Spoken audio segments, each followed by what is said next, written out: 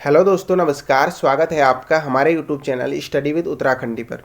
दोस्तों, आज की इस वीडियो में हम जीएस के कुछ इंपॉर्टेंट एमसीक्यू डिस्कस करेंगे जो आपके आने वाले एग्जाम के लिए बहुत ज़्यादा इंपॉर्टेंट है। और दोस्तों, जितने भी एमसीक्यू आज हम डिस्कस करने वाले हैं ये सारे प्रीवियस ईयर के क्वेश्चन हैं और आयोग द्वारा किसी न किसी एग्जाम में पूछे जा चुके हैं। तो दोस्तों, आज की वीडियो बहुत ज़्यादा इंटरेस्टिंग होने वाली है। वीडियो में अंत तक बने रहना और वीडियो को लाइक और चैनल को सब्सक्राइब जरूर करना। तो चलो दोस्तों, बिना किसी देरी के वीडियो की शुरुआत करते हैं। हमारा आज का पहला क्वेश्चन है, भारतीय पुनर्जागरण का अग्रदूत और आधुनिक भारत का जनक किसे कहा जाता है? तो दोस्तों, भारतीय पुनर्जागरण का अग्रदूत और आधुनिक भारत का जनक कहा जाता है राजा राम मोहन राय को। इस क्वेश्चन का राइट आंसर होगा हमारा ऑप्शन बी। और दोस्तों, जो राजा राम मोहन राय थे इनका मूल नाम था राम मोहन राय। ये भी आपको बिल्कुल याद रखना है। इनका मूल नाम क्या था? राम मोहन राय। क्वेश्चन बन सकता है, ये पूछा जा सकता है आयोग द्वारा कि राजा राम मोहन राय का मूल नाम क्या था। इनका मूल नाम था राम मोहन राय। और इनके नाम के आगे जो राजा लगाया जाता है, ये राजा की उपाधि इन्हें दी गई थी अकबर द्वितीय के द्वारा। ये भी आपको बिल्कुल याद रखना है। एक नंबर के लिए ये क्वेश्चन भी बन सकता है कि राजा राम मोहन राय को राजा की उपाधि किसके द्वारा प्रदान की गई थी? तो इनको राजा की उपाधि प्रदान की गई थी अकबर द्वितीय के द्वारा। अगला क्वेश्चन है हमारा, सिपाही विद्रोह के समय भारत का गवर्नर जनरल कौन था? तो दोस्तों, सिपाही विद्रोह के समय भारत का गवर्नर जनरल था लॉर्ड कैनिंग। इस क्वेश्चन का राइट आंसर होगा हमारा ऑप्शन ए। और दोस्तों, जो सिपाही विद्रोह घटित हुआ था ये मेरठ शहर से शुरू हुआ था। ये भी आपको बिल्कुल याद रखना है, मेरठ शहर से शुरू हुआ था 1857 में। और दोस्तों, यहाँ पे एक इम्पॉर्टेंट फैक्ट आपको ये याद रखना है कि जो 1857 का विद्रोह है इसी को सिपाही विद्रोह के नाम से भी जाना जाता है। अगर सिपाही विद्रोह पूछा जाए या 1857 का विद्रोह पूछा जाए, ये दोनों एक ही हैं। इनमें आपको बिल्कुल भी कंफ्यूज नहीं होना है। तो जो सिपाही विद्रोह के समय भारत का गवर्नर जनरल था लॉर्ड कैनिंग, कहाँ से शुरू हुआ था? ये मेरठ शहर से शुरू हुआ था 1857 में। अगला क्वेश्चन है हमारा, निम्न में से रैयतवाड़ी प्रथा प्रारंभ की थी? तो दोस्तों, जो रैयतवाड़ी प्रथा प्रारंभ की गई थी ये टॉमस मुनरो के द्वारा प्रारंभ की गई थी। इस क्वेश्चन का राइट आंसर होगा हमारा ऑप्शन सी। और जो ये रैयतवाड़ी प्रथा थी दोस्तों, इसका मुख्य उद्देश्य था किसानों को उनका मालिकाना हक प्रदान करना। क्वेश्चन बन सकता है कि रैयतवाड़ी प्रथा का मुख्य उद्देश्य क्या था? तो दोस्तों, रैयतवाड़ी प्रथा का मुख्य उद्देश्य था किसानों को उनका मालिकाना हक प्रदान करना। और रैयतवाड़ी प्रथा किसके द्वारा प्रारंभ की गई थी? टॉमस मुनरो के द्वारा। अगला क्वेश्चन है हमारा, ब्रिटिश सरकार ने पंजाब को किस वर्ष अपने राज्य में शामिल किया था? दोस्तों, बहुत ज़्यादा इंपॉर्टेंट क्वेश्चन है ये। तो दोस्तों, ब्रिटिश सरकार ने पंजाब को 1849 में अपने राज्य में शामिल किया था। इस क्वेश्चन का राइट आंसर होगा हमारा ऑप्शन बी। और 1849 से लेकर 15 अगस्त 1947 तक पंजाब क्या था? ब्रिटिशों के अधीन था। यह भी आपको बिल्कुल याद रखना है। क्वेश्चन बिल्कुल बन सकता है कि पंजाब कब से कब तक ब्रिटिशों के अधीन था। तो 1849 से लेकर 15 अगस्त 1947 तक पंजाब क्या था? ब्रिटिशों के अधीन था। और ब्रिटिश सरकार ने पंजाब को 1849 में अपने राज्य में शामिल किया था।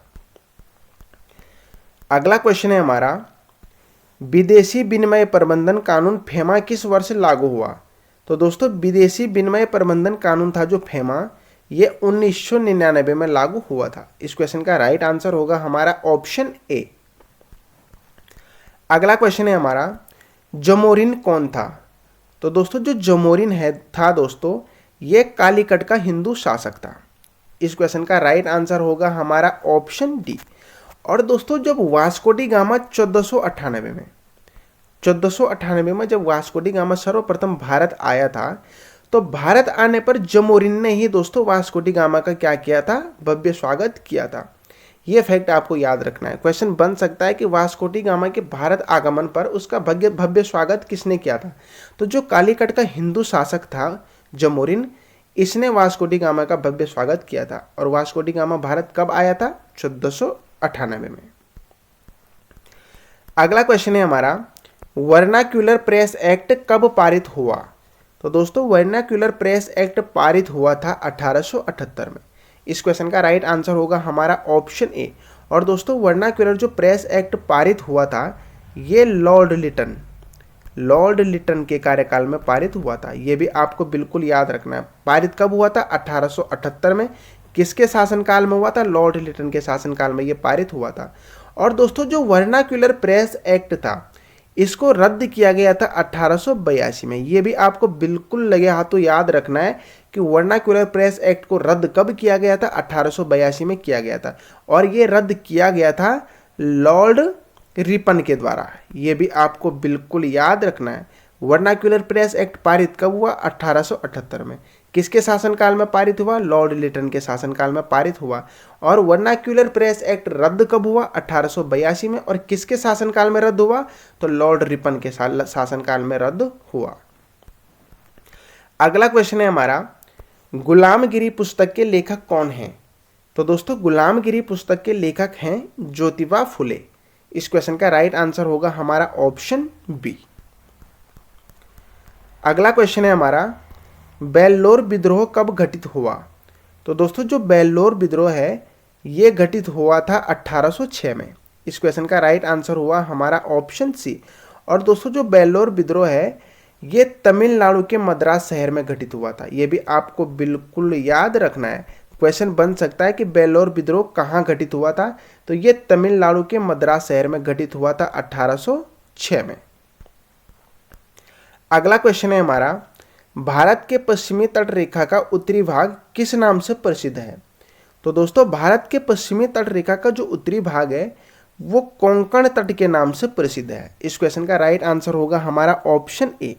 अब दोस्तों एक चीज आपको यहाँ पे नोट करनी है कि भारत के पश्चिमी तट रेखा का उत्तरी भाग पूछा गया है यहाँ पे। तो उत्तरी भाग तो कोंकण तट के नाम से प्रसिद्ध है। लेकिन अगर आपसे दक्षिणी भाग पूछा जाए कि भारत के पश्चिमी तट रेखा का दक्षिणी भाग किस नाम से प्रसिद्ध है, तो जो दक्षिण भाग है वो मालावर तट के नाम से प्रसिद्ध है। ये भी आपको लगे हाथों याद रखना है। बढ़ते हैं अगले क्वेश्चन की तरफ। अगला क्वेश्चन है हमारा, त्रिपिटक धर्म ग्रंथ हैं। तो दोस्तों जो त्रिपिटक धर्म ग्रंथ हैं दोस्तों, ये हैं बौद्धों के धर्म ग्रंथ। इस क्वेश्चन का राइट आंसर होगा हमारा ऑप्शन बी। और जो बौद्धों के धर्म ग्रंथ हैं दोस्तों त्रिपिटक, इनकी रचना हुई है दोस्तों पाली भाषा में। ये भी आपको बिल्कुल याद रखना है। क्वेश्चन बन सकता है कि त्रिपिटक धर्म ग्रंथों की रचना किस भाषा में हुई है? तो इनकी रचना हुई है पाली भाषा में। और जो त्रिपिटक है वो हैं बौद्धों के धर्म ग्रंथ। अगला क्वेश्चन और बहुत ज्यादा इंपॉर्टेंट क्वेश्चन है दोस्तों, बितस्ता का युद्ध किसके मध्य हुआ था? तो दोस्तों जो बितस्ता का युद्ध हुआ था वो सिकंदर और पोरस के मध्य हुआ था। इस क्वेश्चन का राइट आंसर हो जाएगा हमारा ऑप्शन ए। और बितस्ता का युद्ध कब हुआ था ये आप कमेंट सेक्शन में जरूर बताना। तो दोस्तों बितस्ता का युद्ध सिकंदर और पोरस के मध्य हुआ था। और दोस्तों बितस्ता है दोस्तों जो, ये झेलम नदी का पौराणिक नाम है। ये आपको बिल्कुल याद रखना है। बितस्ता किस नदी का पौराणिक नाम है? तो ये झेलम नदी का पौराणिक नाम है। क्वेश्चन बिल्कुल बन सकता है दोस्तों, छपने वाला क्वेश्चन है, तो ये आपको बिल्कुल याद रखना है। अगला क्वेश्चन है हमारा, संविधान सभा का संवैधानिक सलाहकार कौन था? तो दोस्तों संविधान सभा का संवैधानिक सलाहकार था BN राव। इस क्वेश्चन का राइट आंसर होगा हमारा ऑप्शन सी। अगला क्वेश्चन है हमारा, वर्ष 1936 में भारतीय राष्ट्रीय कांग्रेस द्वारा संविधान सभा के गठन की मांग किस अधिवेशन में की गई थी? दोस्तों बहुत ज़्यादा इंपॉर्टेंट क्वेश्चन है। तो दोस्तों वर्ष 1936 में दोस्तों यहाँ पे एक क्वेश्चन तो यही बन गया हमारा कि भारतीय राष्ट्रीय कांग्रेस द्वारा संविधान सभा के गठन की मांग कब की गई थी? तो 1936 में की गई थी। ठीक है, तो भारतीय राष्ट्रीय कांग्रेस द्वारा संविधान सभा के गठन की मांग किस अधिवेशन में की गई थी? तो ये की गई थी दोस्तों 50वें अधिवेशन में। इस क्वेश्चन का राइट आंसर होगा हमारा ऑप्शन डी। और जो भारतीय राष्ट्रीय कांग्रेस का 50वां अधिवेशन हुआ था ये फैजपुर में हुआ था। ये भी आपको बिल्कुल याद रखना है। क्वेश्चन बन सकता है कि भारतीय राष्ट्रीय कांग्रेस का 50वां अधिवेशन कहाँ हुआ था? तो ये फैजपुर में हुआ था और इसकी अध्यक्षता की गई थी जवाहरलाल नेहरू जी के द्वारा। ये भी आपको बिल्कुल याद रखना है। अगला क्वेश्चन है हमारा, भारतीय राजनीतिक व्यवस्था में निम्न में सर्वोच्च है? तो दोस्तों भारतीय राजनीतिक व्यवस्था में सर्वोच्च है संविधान। इस क्वेश्चन का राइट आंसर होगा हमारा ऑप्शन बी। अगला क्वेश्चन है हमारा, सिकंदर ने भारत पर आक्रमण कब किया? तो दोस्तों सिकंदर ने भारत पर आक्रमण किया था 326 ईस्वी पूर्व। इस क्वेश्चन का राइट आंसर होगा हमारा ऑप्शन ए। और दोस्तों जो सिकंदर है दोस्तों, जो सिकंदर था वो मकदूनिया का शासक था। ये भी आपको बिल्कुल याद रखना है। सिकंदर कहाँ का शासक था पूछा जा सकता है, तो सिकंदर मकदूनिया का शासक था और सिकंदर ने भारत पर आक्रमण किया था 326 ईस्वी पूर्व। अगला क्वेश्चन है हमारा, गोवा मुक्ति दिवस कब मनाया जाता है? तो दोस्तों गोवा मुक्ति दिवस मनाया जाता है 19 सितंबर को। इस क्वेश्चन का राइट आंसर होगा हमारा ऑप्शन ए। और दोस्तों जो गोवा है दोस्तों, तो दोस्तों ये पुर्तगालियों के अधीन था। ये पुर्तगालियों के अधीन था और 19 दिसंबर 1961 को क्या हो गया था? गोवा पुर्तगालियों से मुक्त हो गया था। तो इसलिए दोस्तों 19 दिसंबर को गोवा मुक्ति दिवस मनाया जाता है। ये आपको बिल्कुल याद रखना है। अगला क्वेश्चन है हमारा, अद्वैतवाद सिद्धांत के प्रतिपादक कौन थे? तो दोस्तों अद्वैतवाद सिद्धांत के प्रतिपादक थे शंकराचार्य जी। इस क्वेश्चन का राइट आंसर हो जाएगा हमारा ऑप्शन सी। और शंकराचार्य जी का जन्म हुआ था केरल में। ये भी आपको बिल्कुल याद रखना है, पूछा जा सकता है कि शंकराचार्य जी का जन्म कहाँ हुआ था? केरल में हुआ था। और अद्वैतवाद सिद्धांत के प्रतिपादक कौन थे? शंकराचार्य जी। और शंकराचार्य जी का उत्तराखंड में आगमन कब हुआ था? ये आप कमेंट सेक्शन में जरूर बताना। बढ़ते हैं अगले क्वेश्चन की तरफ। अगला क्वेश्चन है हमारा, भारत का पहला नगर निगम कहाँ स्थापित हुआ था? तो दोस्तों भारत का पहला नगर निगम स्थापित हुआ था चेन्नई में। इस क्वेश्चन का राइट आंसर होगा हमारा ऑप्शन बी। और दोस्तों जो चेन्नई में भारत का पहला नगर निगम स्थापित हुआ था, ये हुआ था 1688 में। ये भी आपको बिल्कुल याद रखना है। और चेन्नई नगर निगम के जो पहले मेयर थे दोस्तों, ये थे नाथालिन हिगिसन। ये भी आपको बिल्कुल याद रखना है। क्वेश्चन बन सकता है कि चेन्नई नगर निगम के पहले मेयर कौन थे? तो ये थे दोस्तों नाथालिन हिगिसन। और इसकी स्थापना कब हुई थी? 1688 में। और भारत का पहला नगर निगम कौन है? चेन्नई। अगला क्वेश्चन है हमारा, मार्ले मिंटो सुधार बिल किस वर्ष पारित किया गया था? तो दोस्तों मार्ले मिंटो सुधार बिल पारित किया गया था 1909 में। इस क्वेश्चन का राइट आंसर होगा हमारा ऑप्शन बी। अगला क्वेश्चन है हमारा, जैन धर्म के 24वें तीर्थकर कौन थे? तो दोस्तों जैन धर्म के 24वें तीर्थकर थे महावीर स्वामी। इस क्वेश्चन का राइट आंसर होगा हमारा ऑप्शन ए। और दोस्तों जो महावीर स्वामी थे, इनका जन्म हुआ था दोस्तों ग्राम कुंड बिहार में। ये भी आपको बिल्कुल याद रखना है। जैन धर्म के 24वें तीर्थकर कौन थे? आप बताएंगे महावीर स्वामी। और इनका जन्म हुआ था ग्राम कुंड बिहार में। और इनकी जो मृत्यु हुई थी दोस्तों, मृत्यु हुई इनकी पावापुरी में। ये भी आपको बिल्कुल याद रखना है। जन्म तो हुआ था कुंडग्राम बिहार में और मृत्यु हुई थी पावापुरी में। और महावीर स्वामी की माता का नाम था दोस्तों त्रिशला। ये क्वेश्चन आयोग द्वारा पूछा जा चुका है कि महावीर स्वामी की माता का नाम क्या था? तो महावीर स्वामी की माता का नाम था त्रिशला।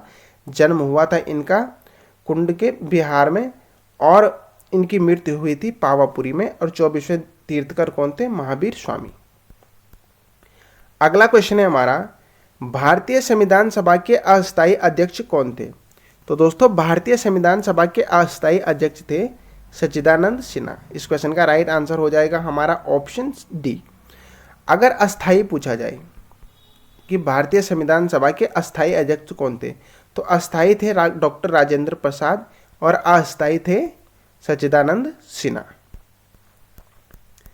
अगला क्वेश्चन है हमारा, भारतीय संघवाद को किसने सहकारी संघवाद कहा था?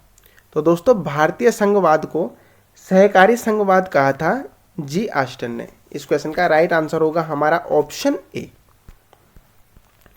अगला क्वेश्चन है हमारा, भारतीय संविधान के किस भाग में मौलिक अधिकार वर्णित हैं? तो दोस्तों भारतीय संविधान के भाग 3 में मौलिक अधिकार वर्णित हैं। इस क्वेश्चन का राइट आंसर होगा हमारा ऑप्शन बी। और दोस्तों भारतीय संविधान में जो मौलिक अधिकार लिए गए हैं, ये अमेरिका से लिए गए हैं। ये भी आपको बिल्कुल याद रखना है। अगला क्वेश्चन और आज का अंतिम क्वेश्चन है हमारा, भारतीय संविधान में नीति निर्देशक तत्व किस देश के संविधान से लिए गए हैं? तो दोस्तों भारतीय संविधान में जो नीति निर्देशक तत्व लिए गए हैं, वो आयरलैंड के संविधान से लिए गए हैं। इस क्वेश्चन का राइट आंसर होगा हमारा ऑप्शन ए। और दोस्तों जो भारतीय संविधान में नीति निर्देशक तत्व हैं, इनका वर्णन संविधान के भाग 4 में किया गया है। ये भी आपको बिल्कुल याद रखना है, क्वेश्चन बन सकता है कि नीति निर्देशक जो तत्व हैं इनका वर्णन संविधान के किस भाग में किया गया है, तो भाग 4 में किया गया है।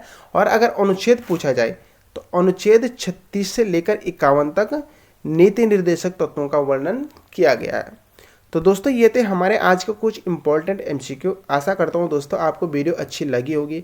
अगर वीडियो आपको अच्छी लगती है तो प्लीज़ आपसे रिक्वेस्ट है, वीडियो को लाइक और चैनल को सब्सक्राइब जरूर करें, और हो सके तो अपने दोस्तों के साथ ज़्यादा से ज़्यादा वीडियो को शेयर करें। Thank you.